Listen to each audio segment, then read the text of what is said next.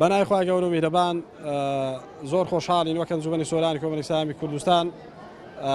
خولی ئایندەمان کۆتا پێهێنا دوایەوە کە 2 مانگ و نیو بەردەوام بوو هەفتەی 4 ڕۆژ لەلایەن 22 مامۆستای بەڕێز لە خوشکان و لە برایان لە بابەتەکانی قورئانی پیرۆز فێرکردن نوێژ ئاداب ژیانی پێغەمبەر عەلەیهی سەڵات وسەلام بنەماکانی ئیمان و ئیسلام و پێشبڕکێی زانستی و بابەتی وەرزشی و چەند بابەتی دیکەش کە بە درێژایی ئەو 2 مانگ و نیوە بەردەوام بوون. ئەوڕۆ زۆر خۆمان بە خۆشحاڵە زانی کە توانیمان لە ئاهەنگێکی کۆتایی خەڵات و ڕێز و سپاس و پێزانین هەم ئاراستەی مامۆستا بەڕێزەکان بکەین و هەمیش ئاراستەی ئەو قوتابیە بەڕێزانە بکەین کەەوە یەکەم و دووەم و سێم و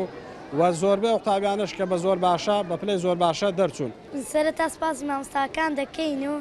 ئەو هێندیان کە دەرسیان پێگوتین و ئەو خولیان بۆ دروستکردین زۆریان خۆ پەیماندوو کردین و ئەو دەرسی پێیان گوتین هەمووی خێرە بۆیان کردوین